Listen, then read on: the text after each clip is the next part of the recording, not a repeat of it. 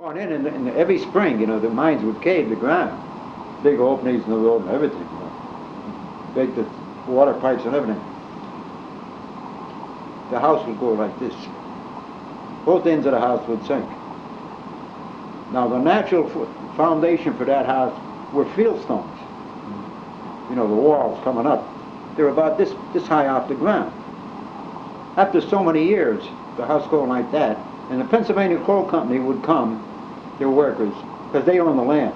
They would jack up both ends of the houses, and the peaks would come together again, and they'd patch it up there, and they would put cinder blocks on top of the fieldstones. And after so many years, no more fieldstones. It was all cinder blocks. It was every year, boom, boom.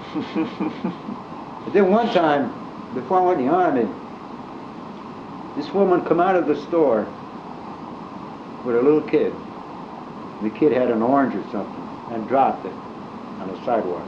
And the woman kept walking. She happened to turn around, and there was a big hole on the sidewalk. The kid right down the lights. And they had a steam shovel, a digger there for about 3 days, digging, trying to find the kid. They finally found the kid way down.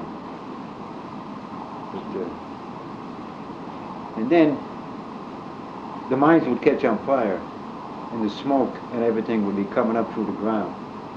And the sulfur, sulfur was on there. And then up at that, where my mother used to take all those kids, what they call Rocky Glen, there was a big coal dump, a big pile of coal and everything. It was burning, and the brook that filled that lake at Rocky Glen come right by it. And it was sulfur water. Sulfur water, you swam in there, your eyes would tear and everything because it was sulfur water. And if you swallowed it, it was unbelievable. But that was the hardest water to freeze in the winter. But it was up on top of a mountain, and it would really get cold there, and it would freeze. So you take the long line, the electric train, up there to skate. And they had big floodlights and everything, and sold hot dogs, coffee, and everything there. We used to go up there a lot at night, the ice skate. I was a good ice skater, too. I used to jump barrels and everything. And you'd hear the crack, and it just started all the way across. The cracking of the ice, And they come on the loudspeaker, come toward shore, don't go out too far. One day in the summer, I wasn't up there, but it was in a newspaper and on the radio and everything. There were bears up in that mountain. And this bear come out of the woods on the other side of the tracks for the electric car. Now they had 3 rails, 2 that the car rode on, and the electric rail here. There was a thing that come down out of the car that picked up the electricity. It didn't pick it up from the aerial. It picked it up from the 3rd rail. That was always electrified. And the bear started across, and all the people seen it, and they started running. And hit the 3rd rail. They killed them right there.